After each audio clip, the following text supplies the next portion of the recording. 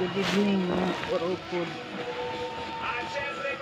Andito ako nagtatahi. Kahirap magtahi ng matanda. Hindi makita ang tinatahi. Wala kasi ako panahon sa araw eh. Naglilinis ako ng bote. Nagkakapanahon ako sa gabi. Ito sa gabi ako nananahi. Hirap eh. Itong shirt kasi ng aking asawa, katastas. Pambahay lang naman ito, nakakapanhinayang naman gawing basahan. Kaya tinatahi ko. Kaya magkakulang sinulid eh.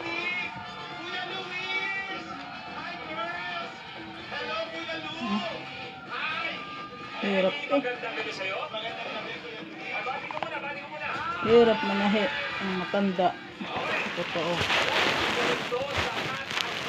Nang bata pa ako. Mahilig ako manahi. Ngayon, ano ang role na gusto ninyong ibigay sa inyo? Unahin natin si Jennifer. hirap eh. Ako, kung gusto ko maging isang character, ang role ko ay multo. Magaling kayo sa hindi kayo nananahi ng ng mga damit. Pag ganito siraan na, pinapalitan nyo. Ay ako nanhinaing naman ako dahil ano papalit nito. Kahit sa okay lang ito binili. So, gusto ko naman maranasan Gasto din yung pambili na rin yun ng kape. Pwede pa naman. Sumabit kasi ito eh. Kaya nakatastas. best friend ang maaasahan ko. Kasi kahit ilang beses kasaktan, nandito pa rin ako para. Mahirap eh. Gusto ko yung yung para mga mother room. Wow! Oo. Kumusta kayo mga kaurupod kung nag-hapunan na ba kayo? Kami katatapos lang. Tapos ko din lang magplansa ng aking mga uniform ng aking anak at may pasok na bukas. Maaga kasi aalis yun at kasali sa cheese yun doon sa kanilang school. Pinalansa ko ng damit. Dito na nga ako nagtatahi sa aming kama. Sa aming tulugan. Kahirap. Hirap talaga ng buhay ng tao. Ano?